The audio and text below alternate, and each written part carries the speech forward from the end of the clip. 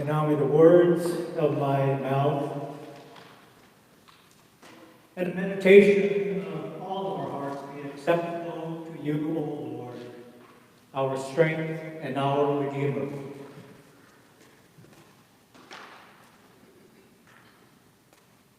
Easter cannot be canceled.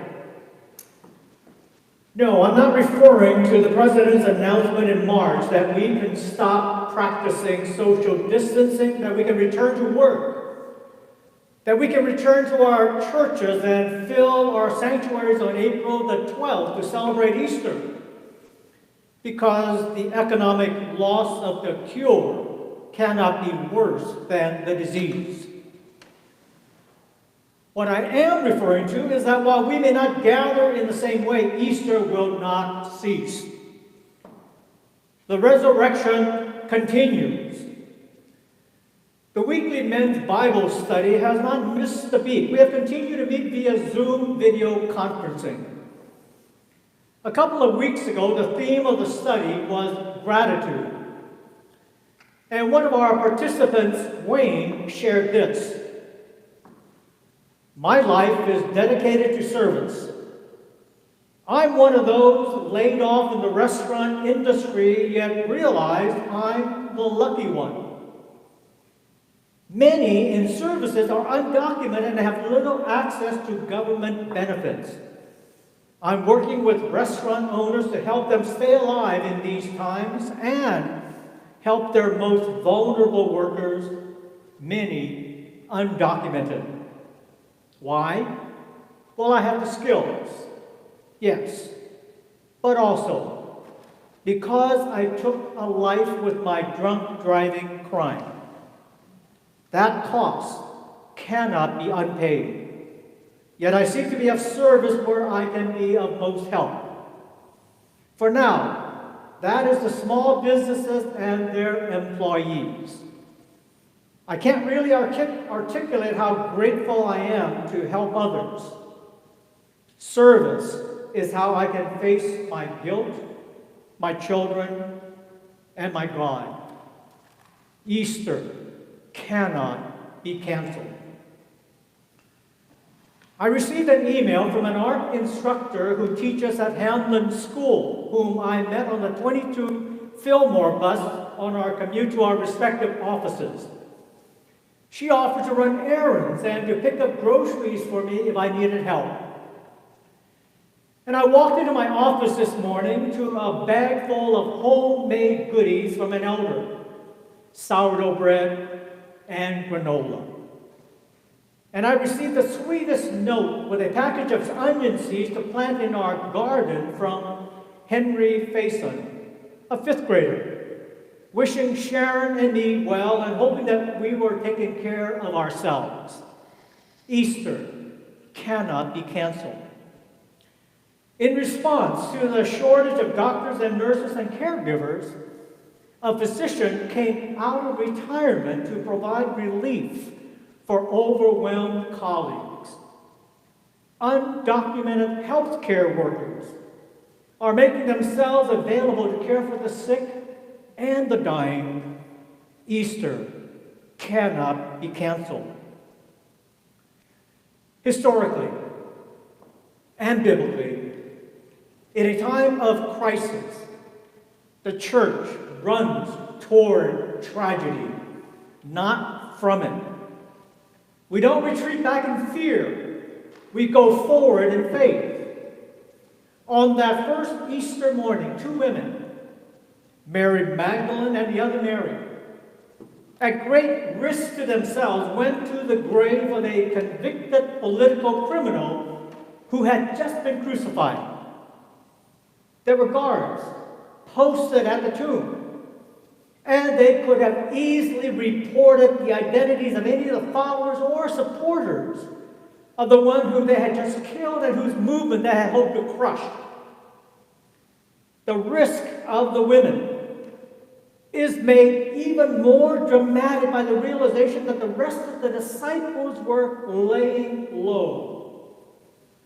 The men were hiding, paralyzed by grief and fear. In many of the gospel stories that are familiar to us, women were always there, always present, always faithful, but nearly always in the background, and hardly ever mentioned by the men in the stories, and certainly not by the ones writing the stories. In that culture, at that time, the word of women had no public credibility.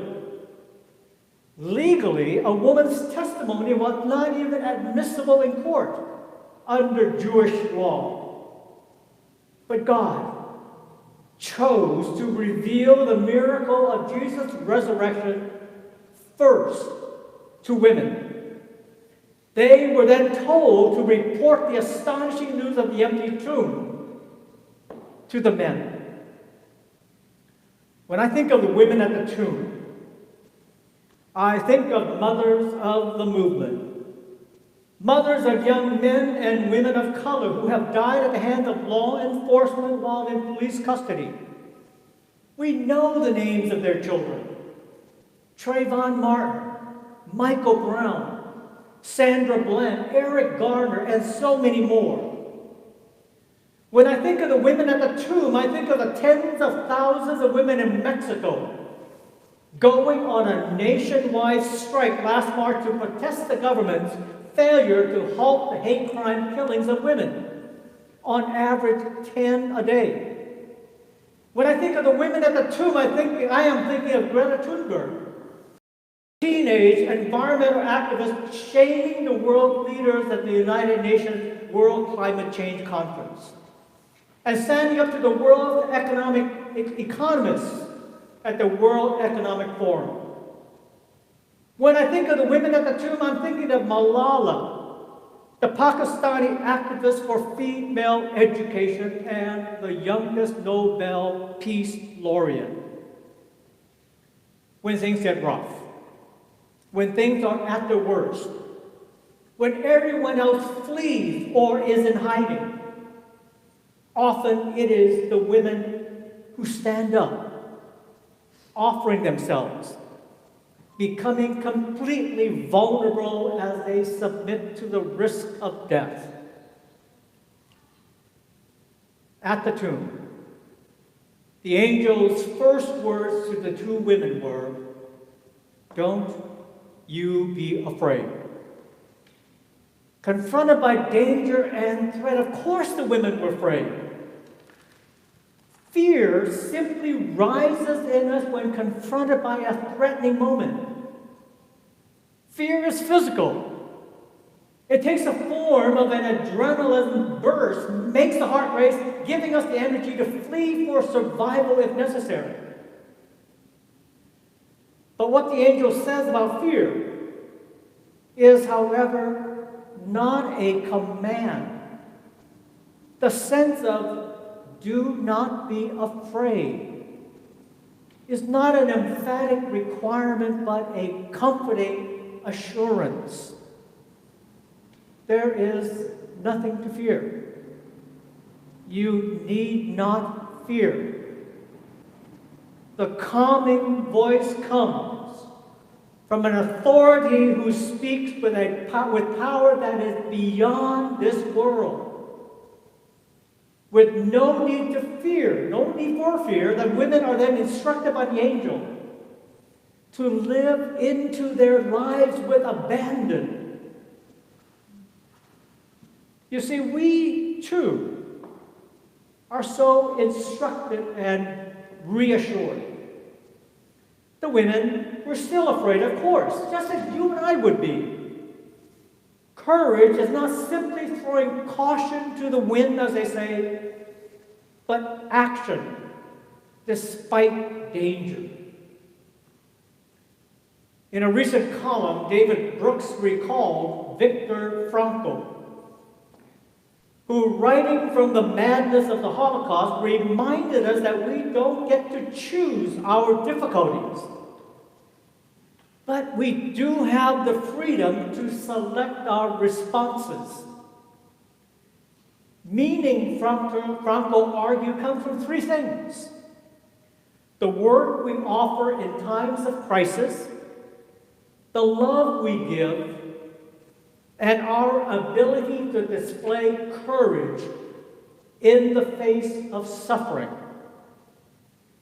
The threat may be subhuman or superhuman, but we all have the option of asserting our own dignity even to the end.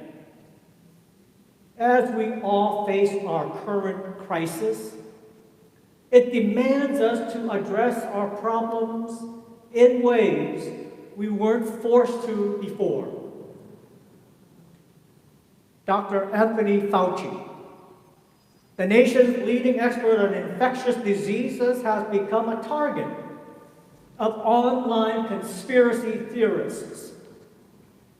When asked how he felt about the need for him to be provided enhanced police security because of threats to his life, he responded, "This is the way it is. It is the life I have chosen. My regret is the effect on my family." In these times, the church can rise and shine. The church can be creative. Easter is all about life coming out of death.